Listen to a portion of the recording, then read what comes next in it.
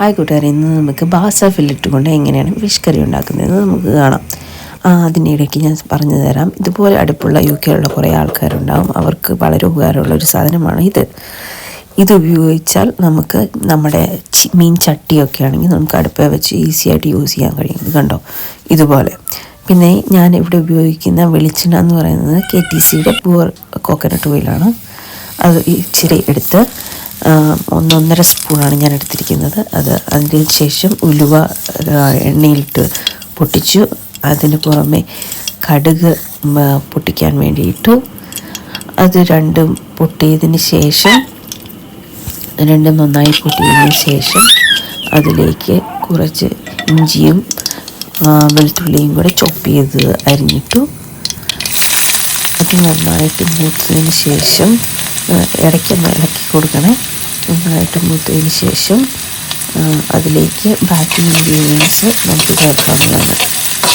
ഇത് നന്നായിട്ട് ഇളക്കി വഴറ്റി അധികം വേണം, എന്നാൽ അധികം മൂത്ത് പോകാനും പാടില്ല, എന്നാൽ ക്രഞ്ചി ആയിട്ടിരിക്കുന്ന രീതി.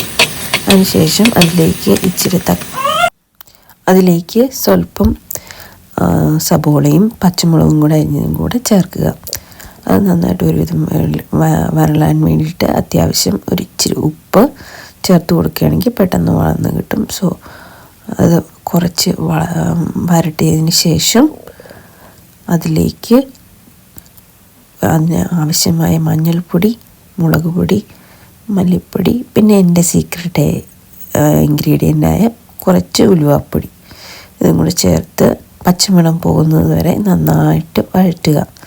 നന്നായിട്ട് വഴറ്റിയതിന് ശേഷം നമ്മൾ ഓൾറെഡി തയ്യാറാക്കി വെച്ചിരിക്കുന്ന പുളി തിളപ്പിച്ച വെള്ളത്തിലിട്ട് വെച്ചിരുന്നത് അതിൻ്റെ അകത്ത് നിന്ന് സ്വല്പം വെള്ളം എടുത്ത് മസാലയിലേക്ക് ഇട്ട് കൊടുക്കുകയാണെങ്കിൽ അത് കരിഞ്ഞു പോകാതെ വഴറ്റിയെടുക്കാൻ നമുക്ക് സാധിക്കും. സോ അങ്ങനെ ഇച്ചിരി ഒഴിച്ച് ഒന്ന് നന്നായിട്ട് തിളച്ച് മൂത്തതിന് ശേഷം അതിലേക്ക് നമ്മൾ ബാക്കി വന്നിരിക്കുന്ന പുളിയും വെള്ളവും കൂടി ചേർത്ത് കൊടുക്കുക. ആ പുളിയും വെള്ളവും ചേർത്ത് കൊടുത്തതിന് ശേഷം അതിൻ്റെ കൂടെ അല്പം കറിവേപ്പിലയും കൂടെ ചേർത്ത് കൊടുക്കാവുന്നതാണ്.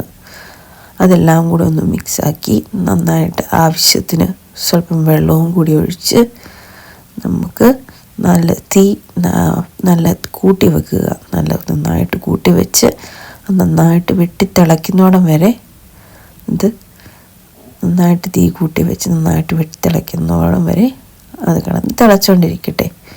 വേണമെങ്കിൽ നമുക്ക് മൂടി വെച്ച് തിളപ്പിക്കാം കേട്ടോ.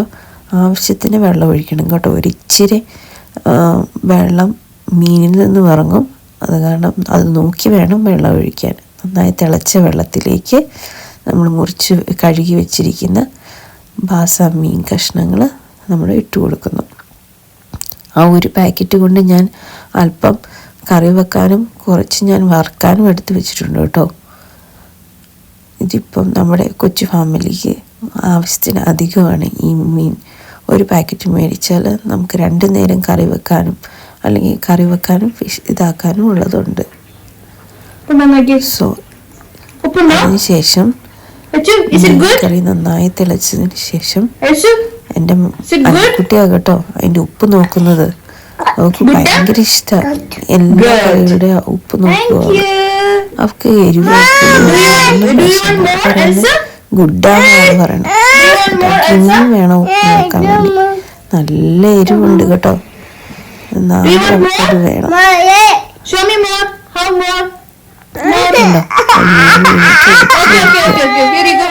നല്ല എരിവുമുണ്ട്.